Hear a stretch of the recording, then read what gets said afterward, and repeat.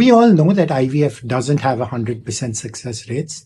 And there are some biological variables which aren't in our control. So that if you're older, your egg quality is declined, you have poor ovarian reserve, you know that your chances of getting pregnant with IVF are going to be less than a younger woman with good ovarian reserve.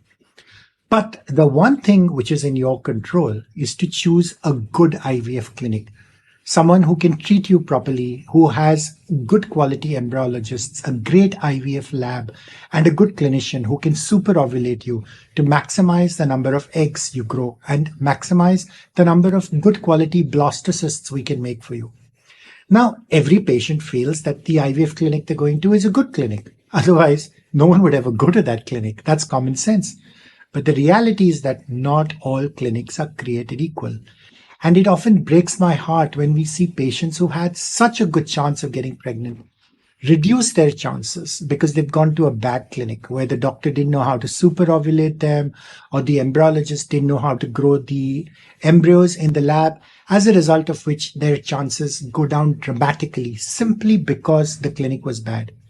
And to add insult to injury, these bad clinics then blame the patient for the failure, saying their eggs weren't good enough or their sperms weren't good enough for some flimsy reason, which is a completely different story they spin when they actually did the first consultation. Because at the time of the first consultation, when they want you to sign up and do IVF, they promise you everything, the sky, the moon, the stars. Of course, you'll get pregnant. Your chances are very bright. And then when the cycle fails, they spin a completely different story. And instead of accepting responsibility, they blame the patient. And the one thing which you can do to reduce your chances of ending up in the hands of a bad IVF clinic is investing in information therapy. Because not all IVF clinics are created equal. And I'm not telling you to become an IVF doctor in order to judge which clinic is good and which is not.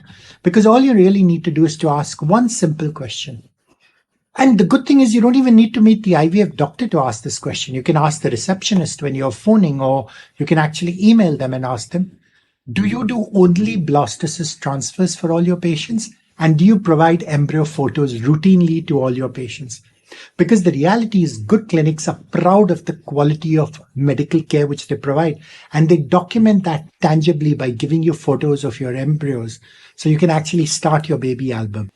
But it's the ones who hide, who lie, who say, oh, we don't take photographs. It's not good for the embryos, or the camera wasn't working that particular day. You need to wonder, why are they hiding information? And the reality is they're hiding information because they're not providing good quality medical care. And this is one simple step you can take to increase your chance of getting pregnant and stop bad IVF clinics from reducing your chances.